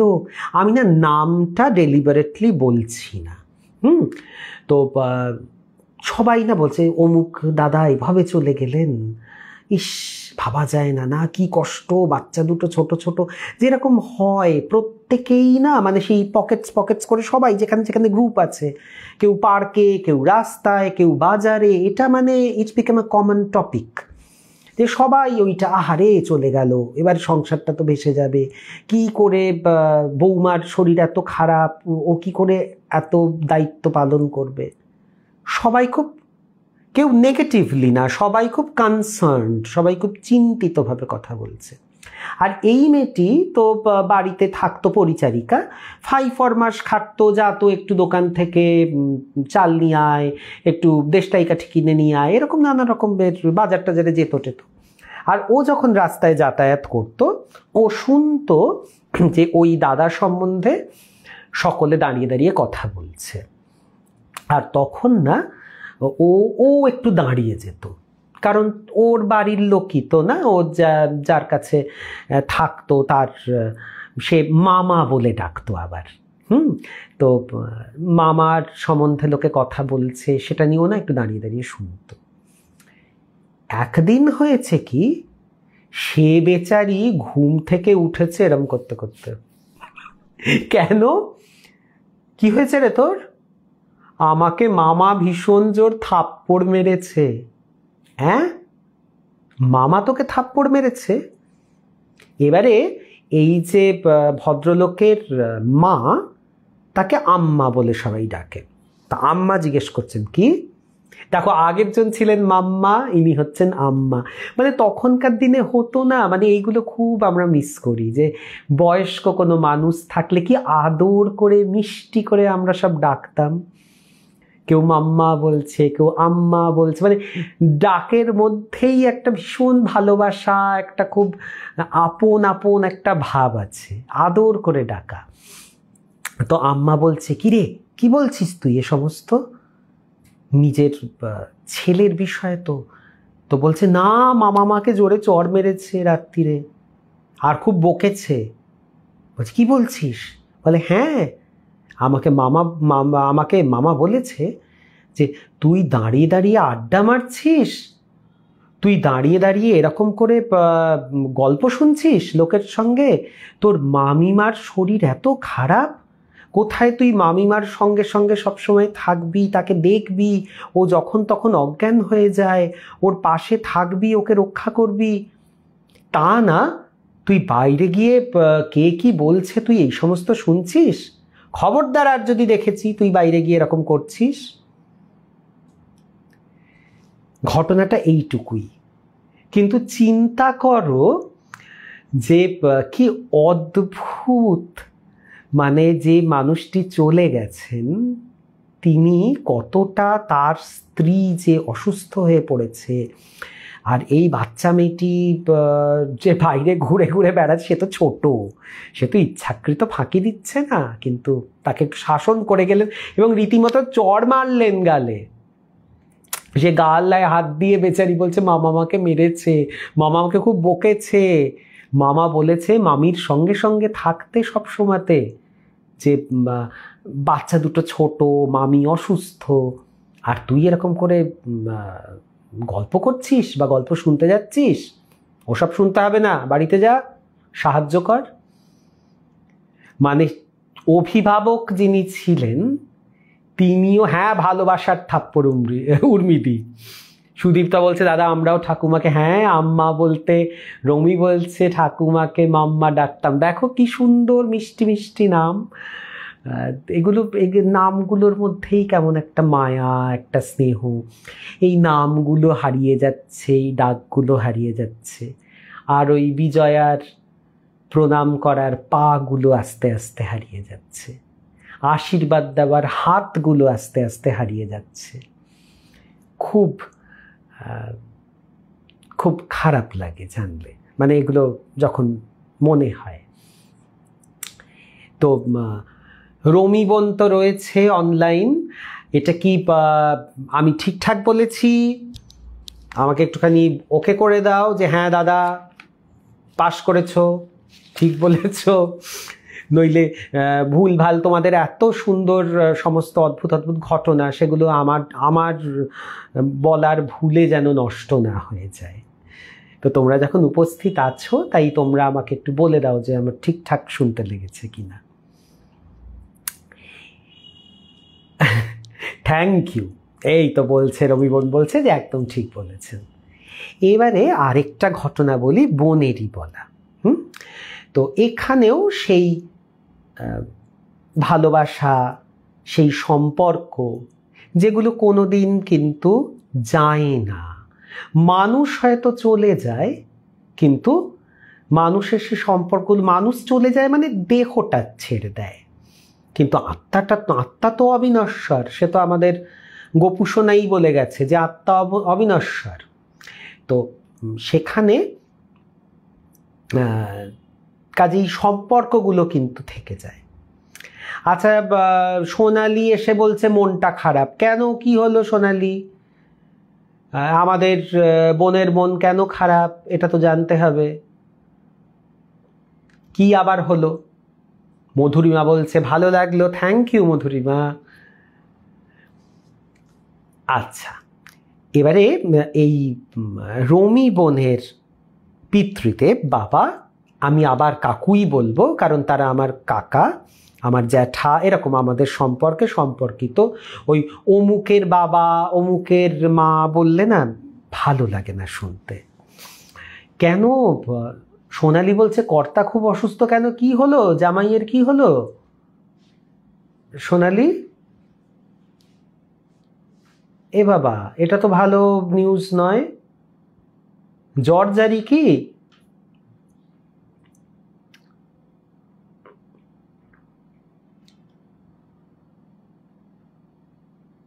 ও তাই নাকি? ট্রিটমেন্টের জন্য চেন্নাইতে গেছে 1 সপ্তাহ ধরে? এ বাবা কি হলো গো? দাঁড়াও, সেশনটা হয়ে গেলে আমি তোমাকে ফোন করছি। ও সেই স্পন্ডেলাইটিস, ওহো, এ তো আমি জানি যে কি বিভৎস যন্ত্রণা। আহারে, দেখো তো সামনে পুজো, আর ছেলেটা চেন্নাইয়ে অসুস্থতার মধ্যে রয়েছে। আমাদের আরেক বোন সংযুক্তার হাজব্যান্ডও, আমাদের ভগ্নিপতিও খুব অসুস্থ ছিলেন, এখন অবশ্য বাড়িতে গেছেন। এতদিন হসপিটালে ছিলেন, বাড়িতে গেছেন, খোঁজ খবর করছি, আপাতত ভালো আছে। সবাই ভালো হয়ে যাবে, দেখো একদম সবাই ভালো হয়ে যাবে। চিন্তা করতে না করব, কিন্তু জানি আমি চিন্তা তো হবেই, নিজের লোক, একদম আপনজন, চিন্তা তো হবেই। কিন্তু আমাদের সকলের সম্মিলিত শুভকামনা পাঠাচ্ছি। আমাদের যেই সব ভগ্নিপতিরা অসুস্থ খবর পেলাম, তারা প্রত্যেকে ভালো হয়ে যাবেন, আমার দৃঢ় বিশ্বাস। ঈশ্বর তাদের মঙ্গল করুন। তোমরা ভালো থাকো বাবা। খুব খারাপ লাগে, এ কি যে যন্ত্রণা, আর শরীরের যন্ত্রণা, মনের দুঃখ কেউ তো নিতে পারে না। একদম সত্যি হবে। ওই যে সম্মিলিত, আমি যে বারবার করে বলি যে সম্মিলিত শক্তির কিন্তু বিরাট জোর। সবাই মিলে যদি চায় সে জিনিসটা হয়েই ছাড়বে। সবাই আমরা চাইছি যে আমাদের ভগ্নিপতিরা ভালো হয়ে যান, আমাদের জামাই তারা ভালো হয়ে যান, নিশ্চয়ই ভালো হয়ে যাবে। আমি এই সেশনটা শেষ করে তোমার সঙ্গে আমি কথা বলছি। হ্যাঁ, ঠাকুরমা তো রয়েইছেন, ঠাকুর ঠিক করে দেবেন।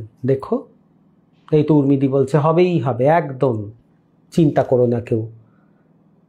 হ্যাঁ বলছি বটে, চিন্তা তোমাদের হবে, আমাদেরও চিন্তা হচ্ছে অল্প বিস্তর, কিন্তু এটা জানি যে ঠিক সুস্থ হয়ে যাবেন। ঠাকুর মঙ্গলময়, ঠাকুর ঠিক মঙ্গল করবেন। আচ্ছা, এইবারে আরেকটা ঘটনাতে যাচ্ছি। তো এই যে কাকু, মানে আমাদের রমি বোনের পিতৃদেব বাবা, তো কাকু 2010 সালের 9 জানুয়ারি আমাদেরকে ছেড়ে তিনি চলে যান।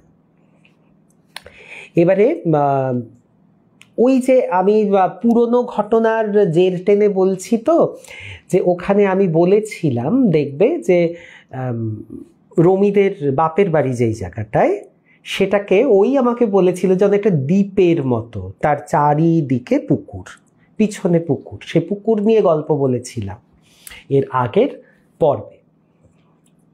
তো সেইখানে একটা পুকুর ছিল উত্তর দিকে। সেই পুকুরটা যাদের, তাদেরকে বলতো ঘোষেদের পুকুর, ঘোষ বাড়ির পুকুর। এবং ঘোষ বাড়িতে 4 জন ভাই। এবারে তার যে ছোট ভাই, তাদের যে ছোট ভাই, সে ছিল তিনি ছিলেন আমাদের কাকুর খুব বন্ধু, ঘনিষ্ঠ বন্ধু যাকে বলে, এক পাড়ায় থাকা পাড়াতুতো বন্ধু, ভাইয়ের মতো। এইবারে যেই সময়তে কাকু চলে যান অসুস্থ হয়ে, সেই সময় কিন্তু কাকুর এই বন্ধুটিও খুব অসুস্থ। কাকু যে চলে গেছেন এটা কিন্তু বন্ধুকে জানানো হয়নি। আমরা অনেক সময় করি না, যে যারা অতি বৃদ্ধ বা যারা হয়তো অসুস্থ বা ছোট যারা বা একটু দুর্বল চিত্ত যারা, তাদেরকে আমরা অনেক সময়তে কিন্তু মৃত্যু সংবাদ হুট করে দিই না। তাতে কি রিয়াকশন হবে আমরা জানি না। তো এই যে যিনি আরেকজন কাকু, মানে কাকুর বন্ধু, তিনিও খুব অসুস্থ ছিলেন সেই সময়টায়। কাজেই তার যে বন্ধু চলে গেছেন এই খবরটা কেউ তাকে দেয়নি। কিন্তু আশ্চর্যের কথা হচ্ছে, চলে যাওয়ার পর কাকুর গলা শোনা গিয়েছিল তার বন্ধুকে ডাকছে তার নাম ধরে।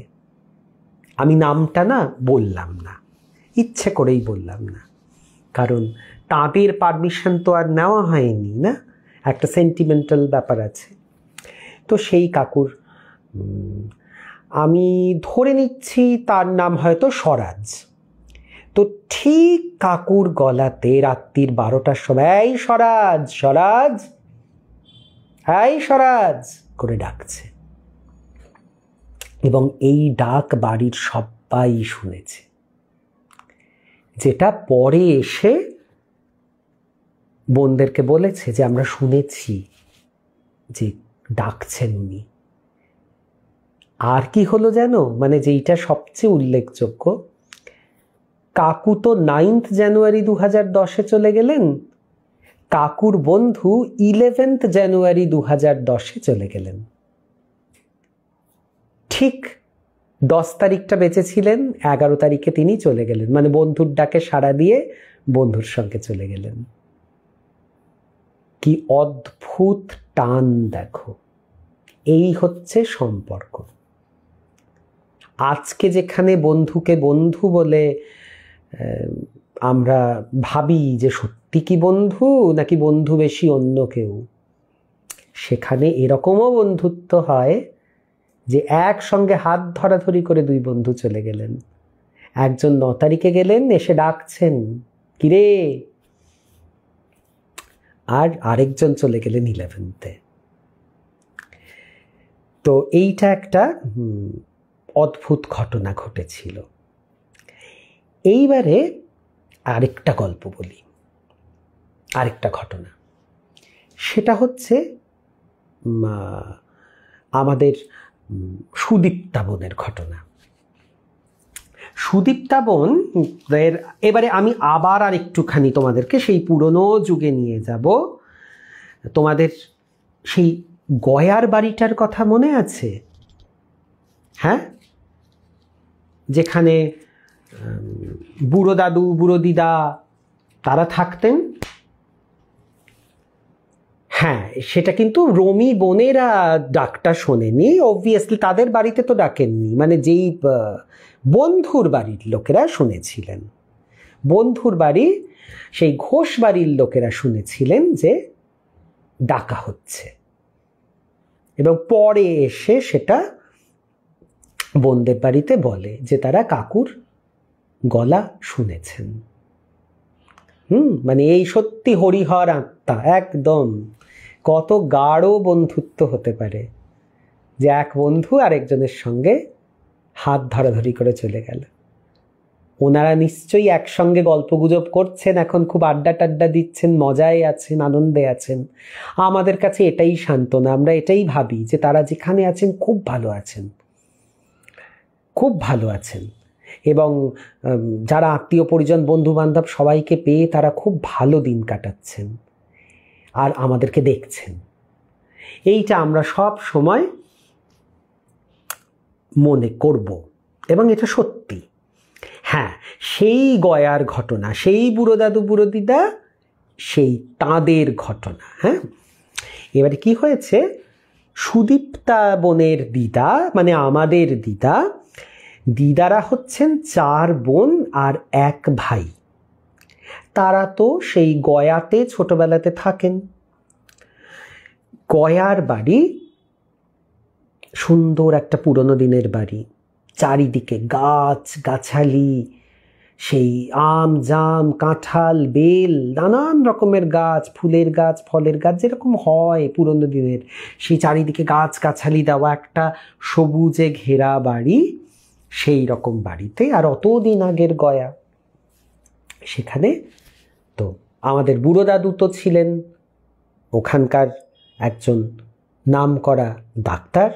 তো সেই ডাক্তারবাবুর ফ্যামিলি একটা সুন্দর বাড়িতে থাকেন, গাছগাছালি ঘেরা, এবং সুখী পরিবার, 4টি মেয়ে 1টি ছেলে। কিন্তু সুখের দিন তো সব সময় থাকে না।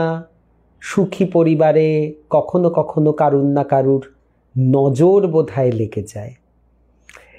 ভাই, যিনি সবচেয়ে ছোট, তার নাম আমি একটু চেঞ্জ করে দিচ্ছি। আসল নামটা আমি জানি, কিন্তু আমি আসল নামটা বলবো না। তার নাম ধরে নাও অনিল। তো অনিল হঠাৎ করে ম্যাট্রিক পরীক্ষা, তখন তার ম্যাট্রিক পরীক্ষার সময় দেবে, এরকম সময় হঠাৎ করে অনিল আত্মঘাতী হয়। সেই অত বছর আগে ম্যাট্রিক দেবে একটা বাচ্চা ছেলে, সে আত্মঘাতী হয়, মানে সে গলাতে ফাঁস লাগিয়ে নিজের জীবন শেষ করে। পরে জানা যায় যে একটা প্রেম সংক্রান্ত ব্যাপারে এটা হয়েছিল। এবারে ওইটুকু বাচ্চা হঠাৎ করে কাকে ভালো লেগে গেছে, এবং সে তার বেশ ঘনিষ্ঠ বন্ধু ছিল, তো সেই তাকে ও হয়তো ভেবেছে যে ভীষণ একটা ভালোবাসার সম্পর্ক। অনেকেই হয় না যে বয়স্ক লোকেরাও ভুল করে, যে একটা প্রগাঢ় বন্ধুত্বকে আমরা প্রেম ভেবে নিই হয়তো অনেক সময়তে।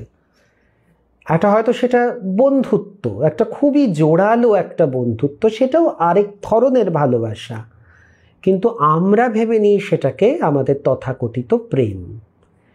তো ছোট ছেলে, বুঝতেই পারছ যে টিনস, তার মধ্যে রয়েছে একজন টিনেজার, এমন একটা স্ট্রং আবেগ তার মধ্যে কাজ করেছে তার মনে হয়েছে যে মেয়েটি বোধহয় তাকে প্রতারিত করেছে, এত বিট্রেড ফিল করেছে, হিউমিলিয়েটেড ফিল করেছে যে সে নিজের জীবন শেষ করে দিয়েছে।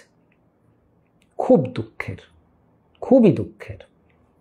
কিন্তু দেখো, জীবন এত শক্তিশালী, কোনো মৃত্যুই তার গতিপথ কিন্তু বন্ধ করতে পারে না।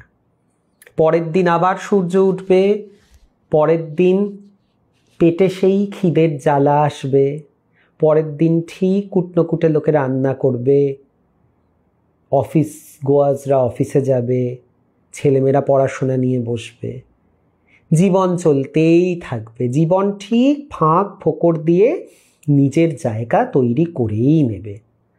অতএব ছোট ছেলে চলে যাওয়ার এই যে প্রবল শোক, এটাকে কাটিয়ে তো পুরো ওঠা যায় না, এটা তো মনে একটা দগদগে ঘায়ের মতো রয়েছে। কিন্তু জীবনযাত্রায়, নর্মাল জীবনযাত্রাতে পরিবারটি ফিরে এসেছে চেনা ছন্দে। একদিনকে বুড়ো দিদা রান্না করছেন, হঠাৎ কে জানি একটা দাঁড়িয়ে আছে দরজার কাছে। কে রে? এ কি তুই? অনিল দাঁড়িয়ে আছে। চিন্তা করো, তার মৃত সন্তান ওখানে দাঁড়িয়ে আছে। বুড়ো দিদা বলছেন, তুই কেন এসছিস এখানে? দেখো, মৃত্যু তো একটা অন্য জগতে, অন্য ডাইমেনশনে আমাদেরকে নিয়ে যায়। আমাদের এই জগতের সঙ্গে তার কিন্তু কোনোভাবেই মিলমিশ হওয়া সম্ভব নয়। যে চলে গেছে সে তো চলে গেছে, তাকে তো যেতে হবে। তিনি মা, কিন্তু তিনি বুড়ো দাদুকে মনে আছে তোমাদের? কোন মানের সাধক ছিলেন তিনি?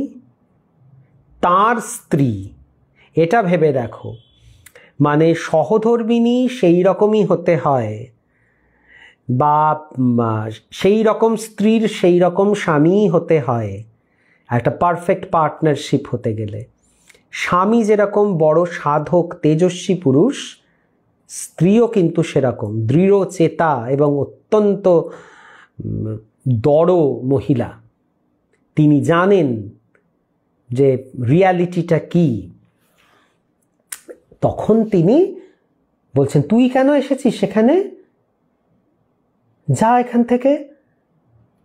অনিল না বলছে, মা বড্ড তেষ্টা পেয়েছে, আমাকে একটু জল দেবে?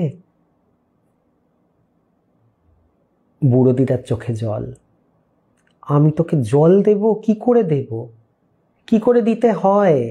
কিছু মন্ত্রতন্ত্র পড়ে কোথাও কি দিতে হয়?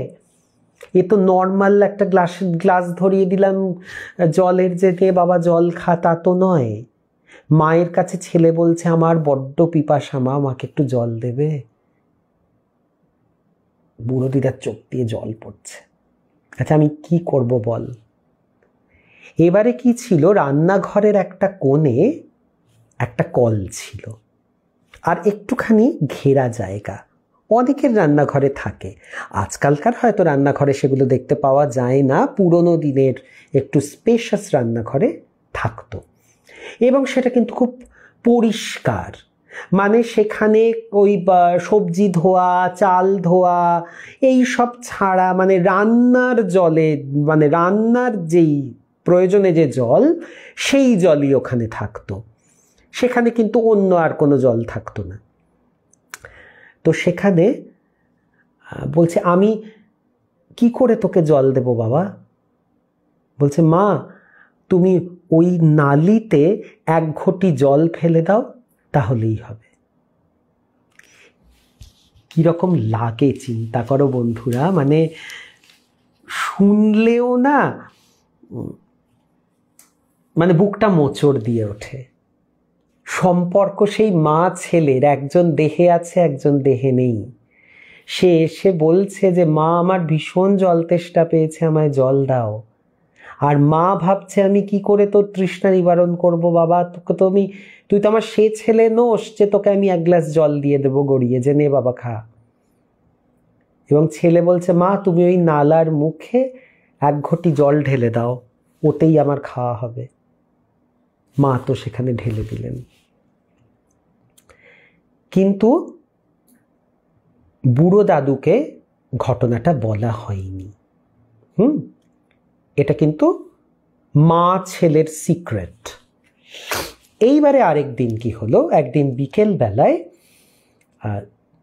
এই দিদা, মানে আমাদের দিদা, সুদীপ্তার দিদা, আমাদের দিদা, তিনি তো তখন ছোট মেয়ে, তিনি তখন ছাদে ঘুরে ঘুরে সেই বেনি দুলিয়ে হাতে বই নিয়ে, আগেকার দিনে সে পড়তো না, যে সেই ঘুরে ঘুরে ঘুরে ঘুরে এরম করে করে মুখস্থ করতো, পড়তো এরকম ছাদের মধ্যে, সেই রকমভাবে দিদা তো পড়ছেন। দিদা তখন বালিকা। হঠাৎ দিদা দেখছেন যে নিচে তো বাগানটাকে দেখা যাচ্ছে, অনেক গাছগাছালি, সেই গাছের একটা দূরে একটা গাছের তলায় না কেউ একটা দাঁড়িয়ে আছে। হ্যাঁ, তখন কিন্তু দুপুর বেলা, যেন মানে একদম কটকটে রোদ, পুরো সূর্যালোকিত যাকে বলে, কে একটা দাঁড়িয়ে আছে। দিদা না বইটাকে ছাদের মধ্যে রেখে এরকম করে দেখছে, কে? আরে অনিল না, ভাই দাঁড়িয়ে আছে। দিদা নেমেছেন, সাহস আছে কিন্তু, এবং তখন কিন্তু আর মানে তখনও তিনি ভাই বলেই দেখছেন, যে ভাই তো আফটার অল। তিনি বেশ কাছে এগিয়েছেন, দেখছেন হ্যাঁ সেই গাছের তলায় ছায়া ছায়া জায়গায় ছায়ার সঙ্গে মিশে অনিল দাঁড়িয়ে আছে। কিরে ভাই তুই এখানে? দিদি তুই আর সেজদি এক্ষুনি যা, বাবাকে বাড়িতে নিয়ে আয় ডিসপেন্সারি থেকে। কেন? একটু পরে দাঙ্গা লাগবে দিদি, দেরি করিস না, শিগগিরই যা, বাবাকে ডেকে নিয়ে আয়। দৌড়তে দৌড়তে দৌড়তে দৌড়তে বাড়িতে এসে সেজবনকে দিদা বলছে চল শিগগিরই চল, আয় আমার সাথে। দুজনে তো গিয়ে হাজির হয়েছে। বাবা বাবা হাঁপাচ্ছে। কি রে তোরা এই ভর দুপুরে এখানে কি করছিস? বাবা রেগে গেছেন। মেয়ে, তার মধ্যেই ভর দুপুরে বাজারের মধ্যে ডিসপেন্সারি, যেরকম হয় যে বাজারে দোকান বাজার লোকজন যাতায়াত করছে, এবং সেই তখন কখন হবে 3টে 3:30 বাজে। তোরা কেন এসেছিস এত দূরে? কি হয়েছে রে? বাবা তুমি শিগগিরই বাড়িতে চলো। কেন, কি হয়েছে? তুমি বাড়িতে চলো না, তারপরে গিয়ে বলবো। দেরি করো না বাবা, শিগগিরই শিগগিরই চলো। তো বাবা তো সাইকেলে করে যাতায়াত করতেন, মেয়ে দুজন তো দৌড়ে দৌড়ে এসেছে। তো কি করছে, মেয়েরা হেঁটে হেঁটে যাচ্ছে আর বাবা পাশে সাইকেলটাকে হাঁটাতে হাঁটাতে নিয়ে যাচ্ছে। কি হয়েছে বল না, তোর মায়ের কিছু হয়েছে, বাড়িতে কিছু ঘটেছে? এরকম ভাবে তোরা দুজন হঠাৎ করে বেরিয়ে আসলি কেন? বাবা তুমি বাড়িতে চলো, সব বলছি। এবারে বাড়িতে গিয়ে তখন বুড়ো দিদা আর দিদা সবাই মিলে গিয়ে বলছে বাবা অনিল এসেছিল, অনিল বলেছে যে তোমাকে তাড়াতাড়ি বাড়িতে নিয়ে আসতে, একটু পরে নাকি দাঙ্গা লাগবে। কি দাঙ্গা? এমন তো কিচ্ছু হয়নি, কোনো টেনশন হয়নি শহরে দাঙ্গা লাগার মতো, মানে কিছুই বোঝা যাচ্ছে না, সব চুপচাপ। দাঙ্গা লাগবে? কি উল্টোপাল্টা বলছিস? হ্যাঁ বাবা অনিল বলেছে, সেই জন্য তো আমি দৌড়ে গেলাম তোমাকে আনতে। বুড়ো দিদা বলছে হ্যাঁ গো তুমি অপরাধ নিও না, তোমাকে একটা কথা বলা হয়নি।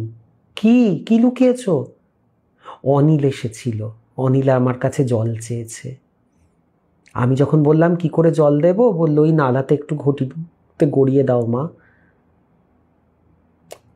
দাদু তো এবারে চিন্তায় পড়লেন। দাদু ভাবছেন এটা কিন্তু ভুললে চলবে না, দাদু কিন্তু খুব উচ্চকোটির তন্ত্র সাধক। তখন স্ত্রী বলছেন বুড়ো দিদা, হ্যাঁ গো ছেলেটাকে কি কোনোভাবে একটু মুক্তি দেওয়া যায় না? না, অসম্ভব। কেন অসম্ভব? তোমারই তো ছেলে, তুমি তো কত কিছু পুজো করো, তুমি তো কত উচ্চ মানের সাধক, তুমি পারবে না ওকে একটু মুক্তি দিতে? না, পারবো না। যে আত্মহনন করে সে পাপী। সে ঈশ্বরের দেওয়া নিজের জীবনকে সে নিজে হাতে নষ্ট করে। পাপীকে তো তার শাস্তি পেতেই হয়। দিদা বলছেন ওভাবে বলো না, বুড়ো দিদা বলছেন ওভাবে বলো না। বলে না, আমি না বললেও তো নয়, ও তো অন্যায় করেছে। এই পৃথিবীতে আমরা জন্ম নিই নানান রকম কর্ম করে, আমাদের পুরনো কর্মফলগুলোকে আমরা কাটাই, আমাদের অ্যাকাউন্ট থেকে সেগুলো কমতে থাকে, আবার নতুন কিছু কর্ম আমাদের সঙ্গে জোড়ে। কিন্তু এ ছেলে তো নিজেই নিজের জীবনকে নষ্ট করে ফেলেছে আগে। তার যা যা কর্ম ছিল, সঞ্চিত যে কর্মফল ছিল, সেগুলো তো সে ভোগই করলো না, সে আগেই পালিয়ে গেল। যে পালিয়ে যায় জীবন থেকে ভয় পেয়ে, তাকে তো শাস্তি ভোগ করতেই হবে, আমি কিছু করতে পারবো না। দিদা বলছে তাহলে, বুড়ো দিদা বলছেন তাহলে উপায় একটাই, ওকে আসতে বারণ করবে, ওকে বলবে আসতে না। কি বলছো ছেলে, আমি বারণ করব? নিশ্চয়ই করবে, ওর ভালোর জন্য করবে। ও এ জগতে নেই, কিন্তু যেহেতু আত্মহনন করেছে, ওর কিন্তু ক্ষুধা, তৃষ্ণা, ব্যথা, বেদনা, সুখ, দুঃখ সব থাকবে। মানুষের মতো সমস্ত কিছু ফিল করতে পারবে, কিন্তু শরীর নেই বলে সেগুলোকে ভোগ করতে পারবে না। এটাই ওর শাস্তি। এ শাস্তি তো প্রকৃতি দিয়েছেন, ওপরওয়ালার বিধির বিধান। আমি তো এর এগেনস্টে যেতে পারবো না, আমার সে ক্ষমতাই নেই।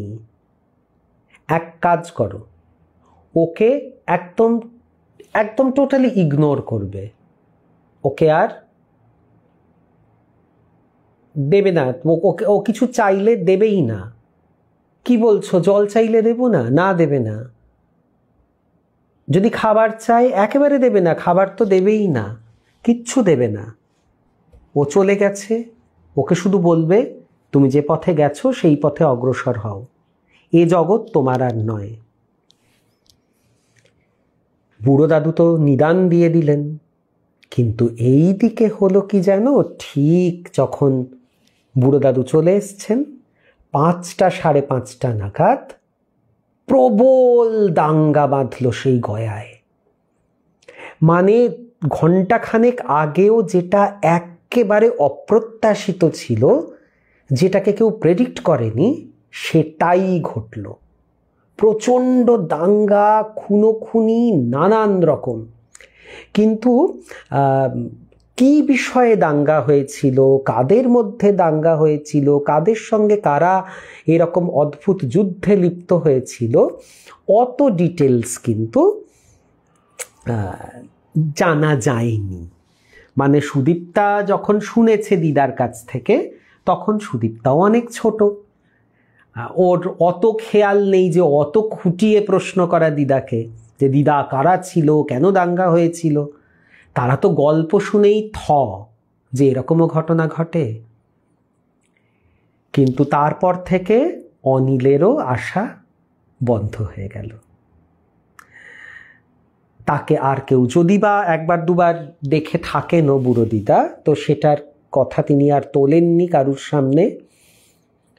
আস্তে আস্তে আস্তে আস্তে সেই আজ দুজনার দুটি পথ গো দুটি দিকে গেছে বেঁকে, সেরকম মানুষ যারা রক্ত মাংসের মানুষ তারা একদিকে চললেন, আর অনিল চলল তার যাত্রায়। ক্রমে ক্রমে নিশ্চয়ই সে মুক্তি পেয়েছে।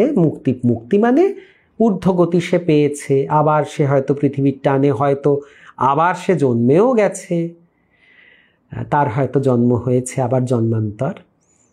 তো এই ছিল একটা অদ্ভুত ঘটনা। কেমন লাগলো? আর সুদীপ্তা বোনকে বলবো যে আমি কি পাশ করলাম, জানাও শিগগিরই।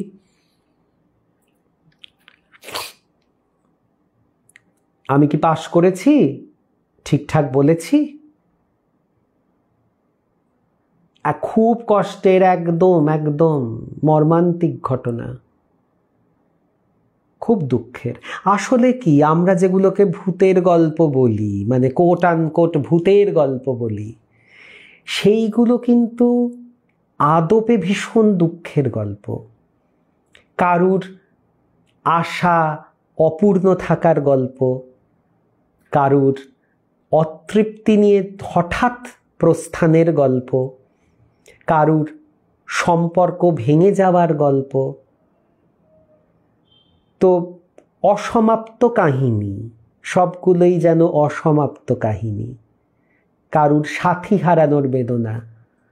অতএব আমরা যেগুলোকে সোকল্ড ভূতের গল্প বলে যেগুলোকে আমরা হয়তো উপভোগ করি, আসলে প্রত্যেকটি গল্পই খুব মর্মান্তিক। মানে অত্যন্ত ভয়ের গল্পগুলোও কিন্তু আসলে খুব মর্মান্তিক দুঃখের কাহিনী। যে কতটা অতৃপ্তি থেকে, কতটা কষ্ট থেকে তারা এই ম্যানিফেস্টেশনসগুলো হয়, এই কাজগুলো তারা করেন, তাদের অস্তিত্ব জানান দেন, কিছু বলতে চান কিন্তু বলতে পারেন না। তো এই জন্য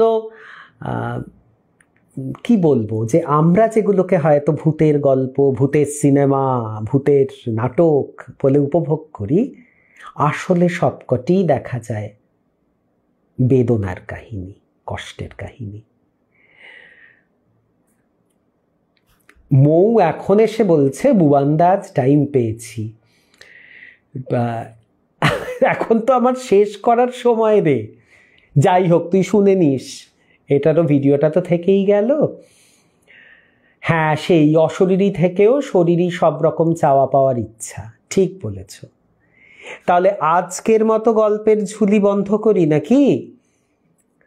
আজকে অনেকক্ষণ কাটিয়ে দিয়েছি তোমাদের সঙ্গে, 10টা অতিক্রান্ত। প্রত্যেকে কাজের শেষে দেখতে বসেছ, ক্লান্ত, খিদে পেয়ে গেছে নিশ্চয়ই, সবার ডিনারের টাইম হয়ে গেছে। তো আজকের মতো আমাকে বিদায় দাও। আবার সামনের কোনো একটা পর্বে তোমাদের কাছে আসবো। নীলাঞ্জন বলছে আরেকটা হয়ে যাক। কি আরেকটা কি বলবো, তোমরা ভেবে দেখো, আরেকটা গল্প কি হবে?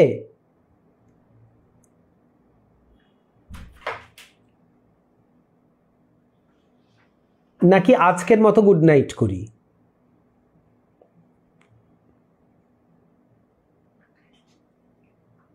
আচ্ছা ঠিক আছে, আর একটা গল্প বলে এই এই গয়া সংক্রান্তই একটা গল্প, এই গয়ার বাড়ির একটা গল্প বলে আজকের মতো মানে ঝুলি বন্ধ করব। এই গল্পটা কিন্তু বেশ ফ্যাসিনেটিং। শোনো, এই যে দিদা আর দিদার 4 বোন, দিদারা 4 বোন, 4 বোনরা তো সারাক্ষণ মানে যা হয়, ভাই বোনরা একসঙ্গে থাকলে খুনসুটি, মজা, এই নানান রকম চলতে থাকে। তো একদিন জ্যোৎস্না রাত,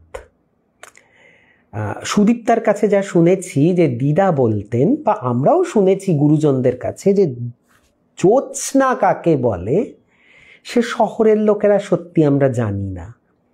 জ্যোৎস্না মানে ভোর বলে ভুল করবে কাক, কা কা করে ডেকে উঠবে, কাক জ্যোৎস্না।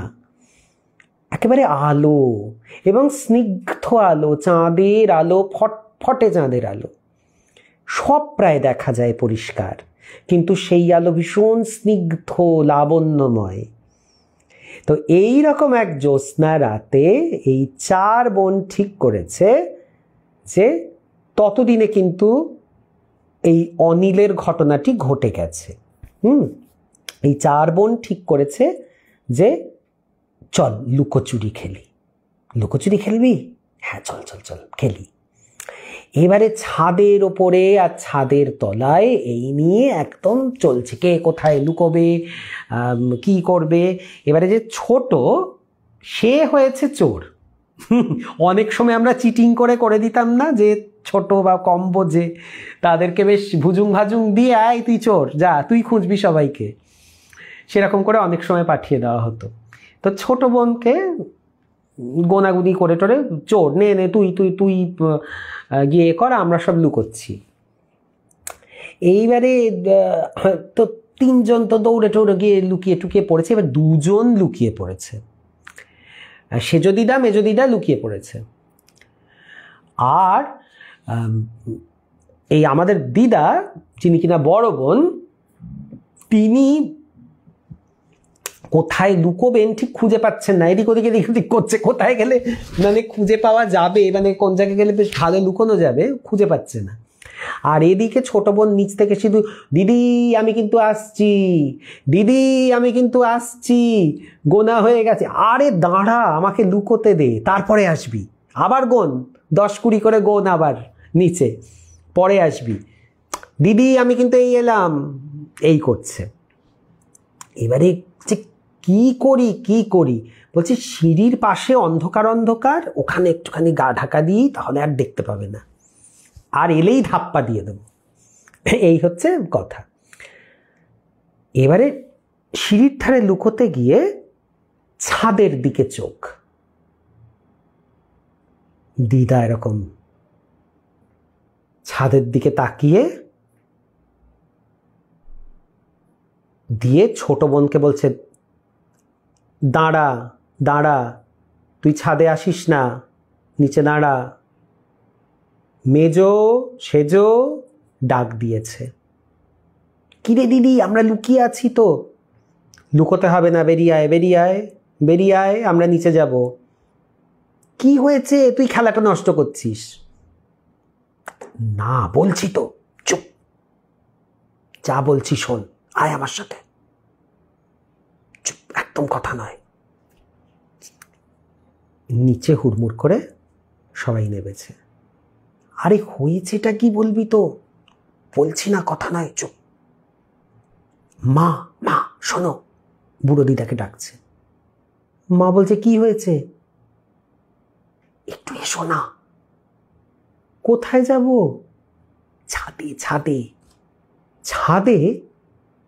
হ্যাঁ ছাদে, দেখবে এসো দেখবে এসো। কি দেখবো? এবারে মায়ের প্রথম মনে পড়েছে, কি অনিল এসেছে? অনিল না, দেখবে এসো এসো। মা যাচ্ছে, মাকে, মা চুপ, শব্দ করো না মা। দুজন মিলে যাচ্ছে, দিদা আর বুড়ো দিদা দুজন মিলে, দেখেই না এটা কি রে মা, এটাই তো। এবারে কি দেখেছে? ছাদের মধ্যে প্রকাণ্ড দুটো পা এরকম করে রাখা, আর পজিশনটা দেখে বোঝা যাচ্ছে যে ওদের বাড়ির পাশে না একটা বেল গাছ আছে, বড় বেল গাছ।